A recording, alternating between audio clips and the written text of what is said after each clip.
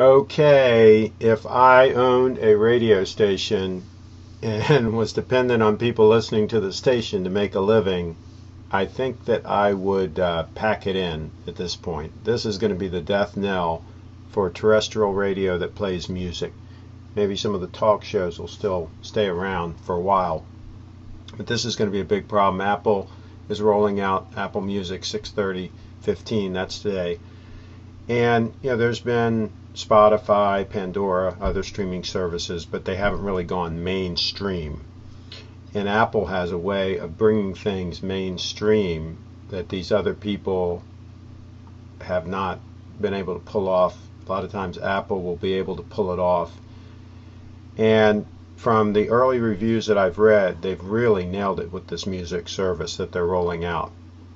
And it works great, and the discovery that Beats has rolled into it is just really well done. I mean, especially for just now rolling it out. I mean, they've really, by all accounts, they've really nailed it. And if they can get 100 million people listening, which I think is the number that even Apple is kicking around, I mean, that is huge. And once all the cars have the capability of playing this, all the newer cars, you can hook up your phone, or you can connect wirelessly, or you can get these kinds of streaming services right in the car.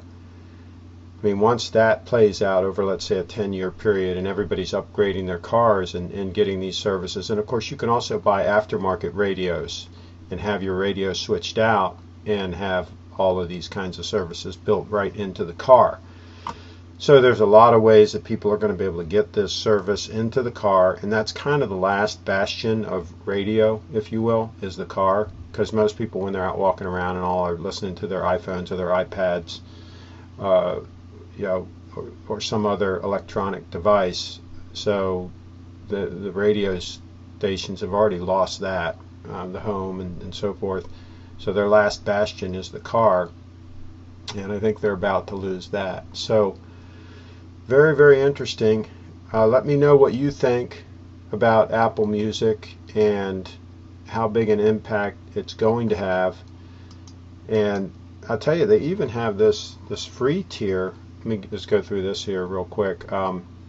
First of all, you get a 3-month trial for the full-blown service. And what's neat is if you have iTunes Match, you're going to have access to your songs and all the streaming songs and so forth. You can make playlists, you can mix and match them and all that. It's all very nicely integrated.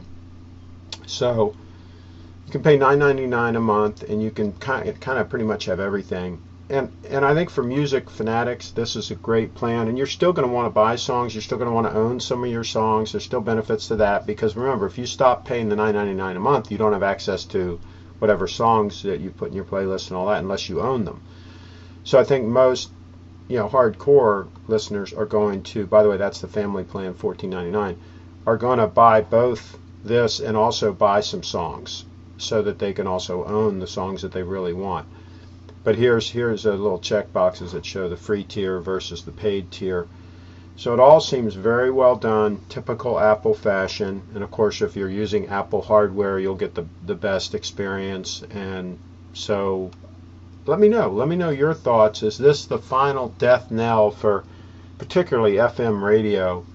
I mean, who the heck would want to listen to that if they have this sort of thing that they can really customize to the kind of music that they want and not have commercials and all of that nonsense interrupting their enjoyment of fantastic music? Anyway, thanks for watching. Let me know your thoughts, and please subscribe to my channel.